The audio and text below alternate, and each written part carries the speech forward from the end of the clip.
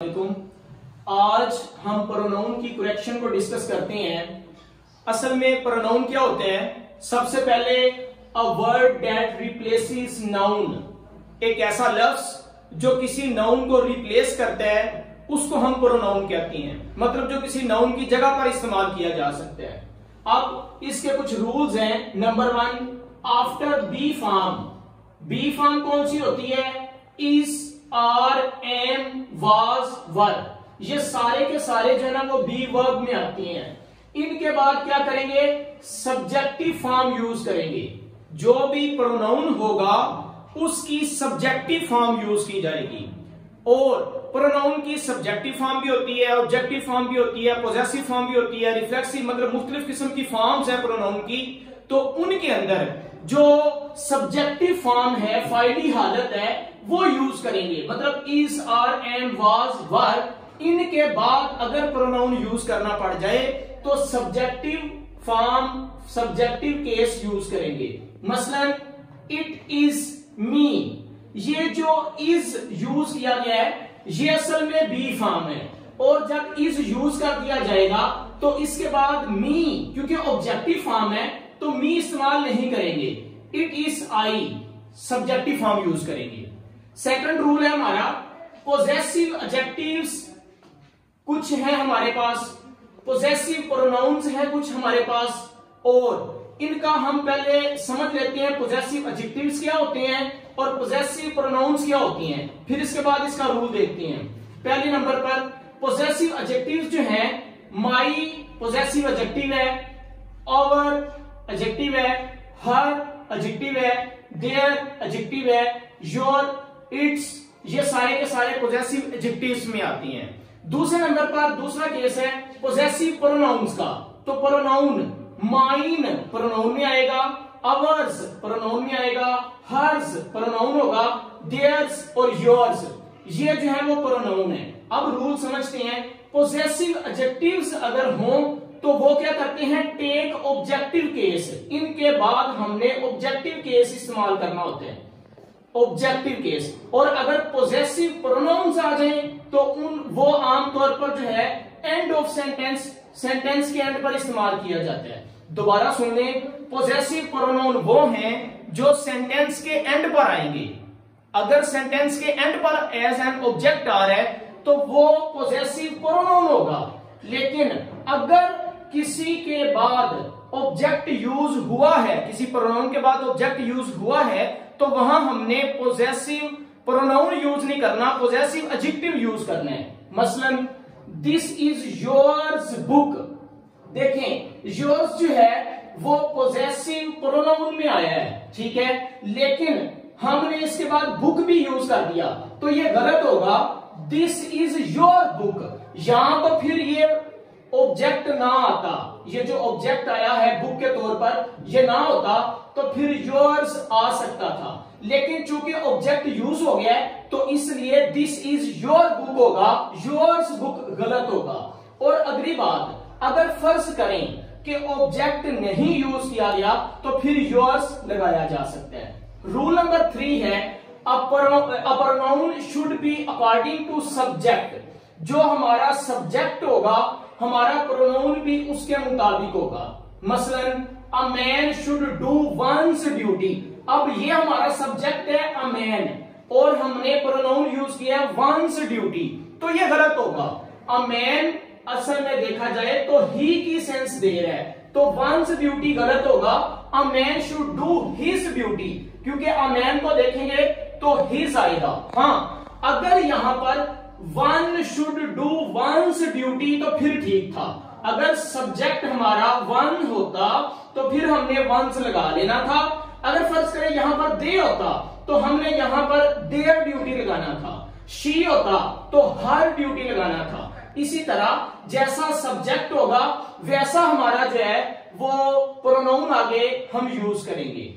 Rule number 4 है these verbs take reflexive pronoun, ये कुछ स्पेसिफिक वर्ड्स मैंने लिखे हैं, इन वर्ब्स के बाद रिफ्लेक्सिव प्रोनाउन यूज किया जाता है, मतलब सेल्फ फॉर्म वाला प्रोनाउन यूज किया जाता है। कौन सा? Number 1 avenge, absent, avail, resign, enjoy etcetera, इन वर्ब्स के बाद हमने रिफ्लेक्सिव प्रोनाउन यूज करना है। जो भी हमारा पीछे प्रोनाउन यूज हो रहा होगा उसके बाद रिफ्लेक्सिव, जैसा कि wise people avail of every opportunity. देखें, अवेल का वर्ड यूज किया गया यहां पे और इसके बाद रिफ्लेक्सिव प्रोनाउन लगाना था, तो हम लिखेंगे वाइज पीपल। पीपल चूंकि जमा के लिए यूज किया गया है तो हम देमसेल्व्स लगाएंगे। अगर यहां पर सिंगुलर सब्जेक्ट होता तो उसके प्रोनाउन के तौर पर हमने हिमसेल्फ लगा लेना था। अगर लड़की के लिए होता हर सेल्फ लगा लेना था, यू वगैरह के सेंस में होता योर सेल्फ आ जाना था।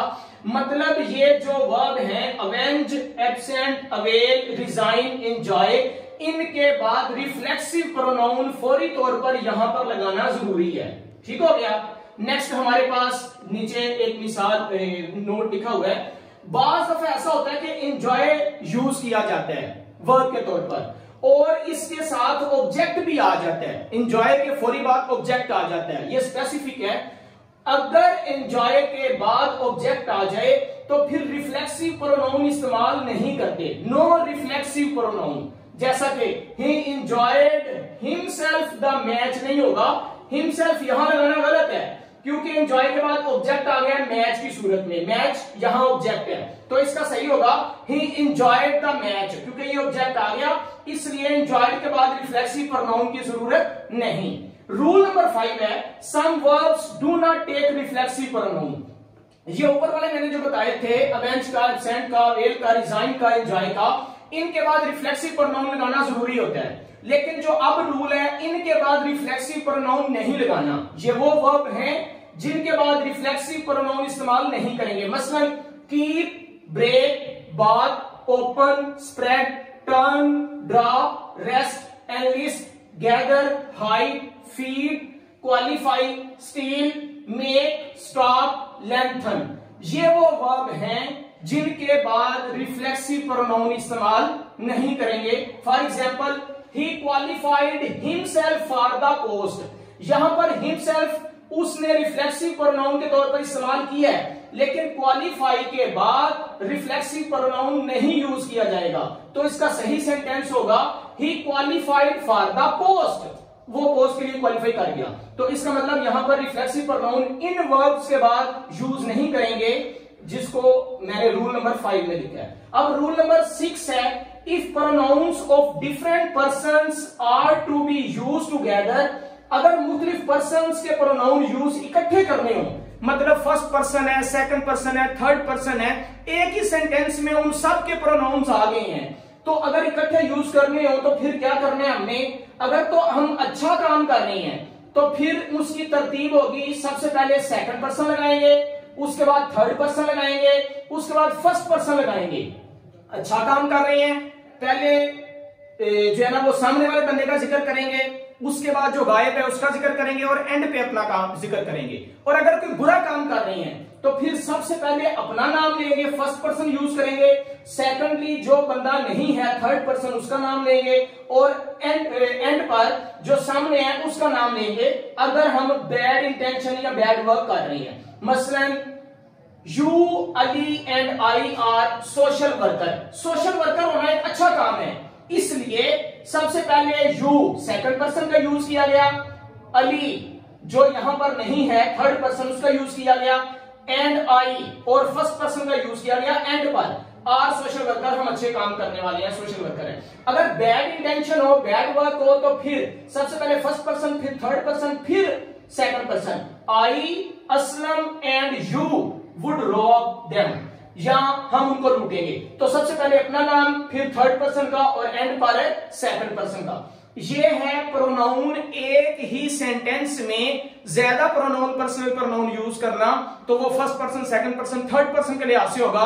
अच्छे काम के लिए और बुरे काम के लिए तरतीब अपने ज़हन में रखिएगा। नेक्स्ट हमारे पास रूल नंबर 7 है who is used for persons and for large animal. Who का प्रोनाउन या तो पर्सन्स के लिए यूज करते हैं या लार्ज एनिमल्स के लिए यूज करते हैं। अली इज द टीचर विच या होम आई लाइक, तो कौन सा इसमें सही होगा। Ali is the teacher, teacher चूंकि एक पर्सन है तो इस वजह से हम इसके साथ विच इस्तेमाल नहीं कर सकते। टीचर के साथ होम का इस्तेमाल करेंगे। Ali is the teacher whom I like the most, या whom I like the best, मतलब सबसे ज्यादा जिसको मैं पसंद करता हूं वो जो है होम, उसके लिए प्रोनाउन इस्तेमाल करेंगे। दूसरे नंबर पर which for things without life, which का प्रोनाउन उन चीजों के लिए इस्तेमाल करेंगे वो जो जिंदा नहीं है, और एनिमल्स के लिए इस्तेमाल करेंगे और बर्ड्स के लिए इस्तेमाल करेंगे। और जो डैट का प्रोनाउन है वो बोथ के लिए, मतलब के लिविंग और नॉन लिविंग दोनों चीजों के लिए डैट का वर्ड यूज किया जा सकता है। अब इसकी एग्जांपल है I saw a bird who या विच वाज प्रिटी, मैंने एक परिंदा देखा जो प्यारा था। अब देखिए परिंदे के लिए हमने विच का प्रोनाउन यूज करना है, हु इस्तेमाल नहीं करेंगे। I saw a bird which was pretty. Rule number 8 है द सेम, अगर सेंटेंस के पहले हिस्से में द सेम आ जाए can be followed by S और डैट। सेम के बाद हमने एस या डैट का वर्ड यूज करना है, और अगर सच आ जाए तो उसके बाद हमने सिर्फ एस का यूज करना है, जैसा कि he is the same boy. अब सेम के बाद हम डैट या एस लगा सकते हैं, हु नहीं लगा सकते। He is the same boy that met मी।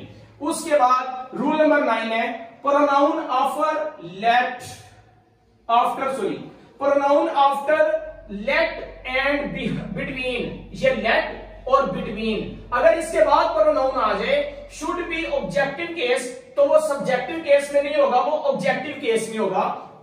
मतलब लेट वी डू इट या लेट अस डू इट, चूंकि लेट आ गया है तो इसके बाद जो प्रोनाउन होगा वो सब्जेक्टिव फॉर्म में नहीं होगा, वो जो है वो ऑब्जेक्टिव फॉर्म में होगा। लेट अस डू इट इसे करती हैं, बजाय इसके कि सब्जेक्टिव यूज किया जाए। नेक्स्ट हमारे पास रूल नंबर 10 है, इसमें होगा आइदर और नीदर, आइदर नाइदर या either neither are used when talking about one out of two persons और थिंग्स।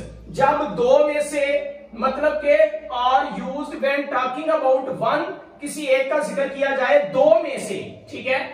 नीदर और इधर को दो में से एक का यूज करते हुए इस्तेमाल करेंगे।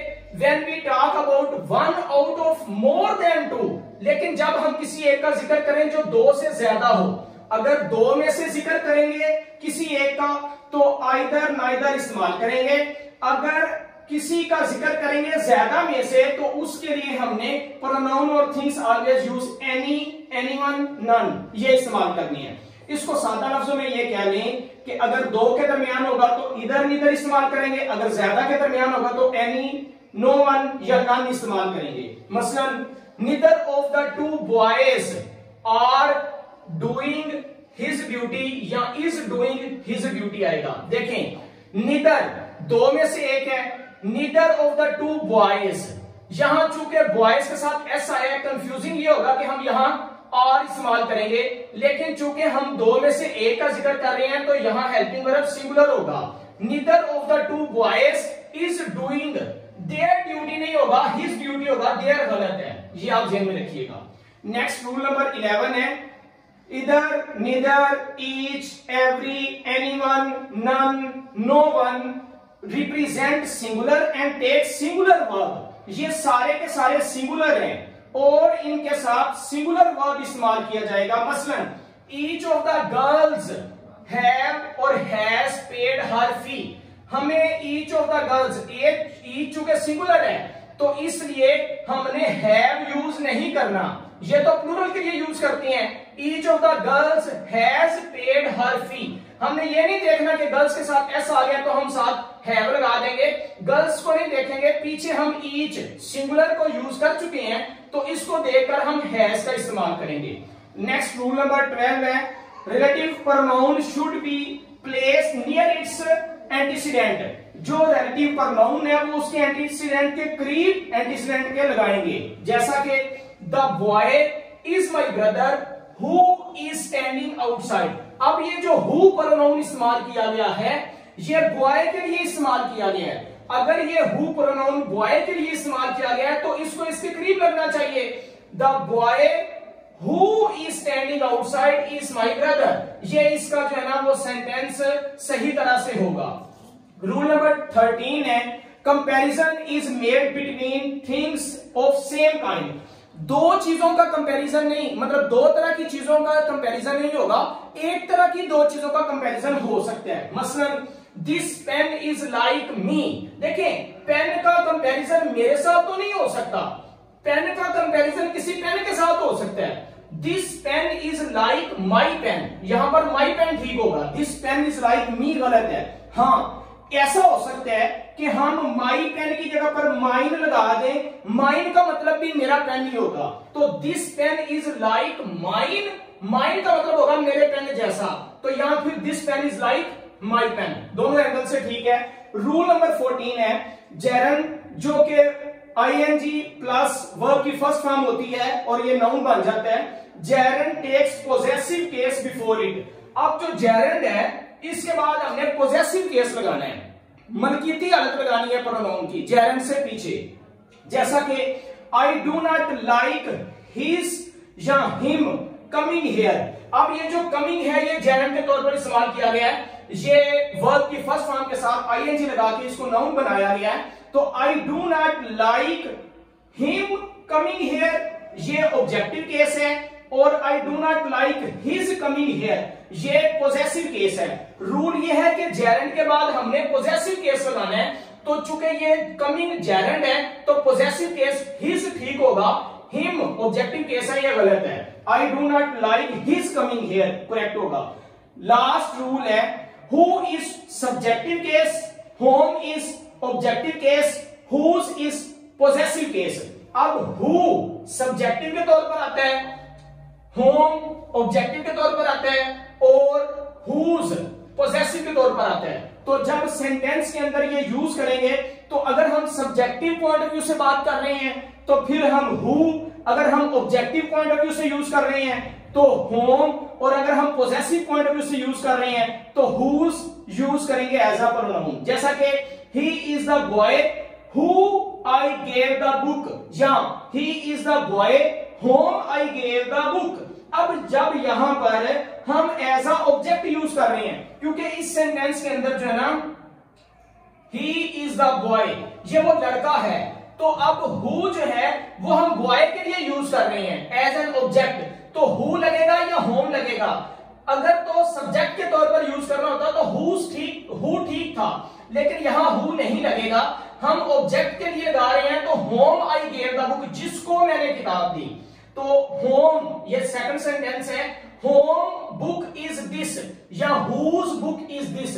अगर ऑब्जेक्ट के लिए होता तो होम लगना था, क्योंकि ये पोजेशन या सब्जेक्ट के लिए है तो हुज बुक इज दिस, ये किताब किसकी है। इस तरह से हमारा सेंटेंस करेक्ट होगा।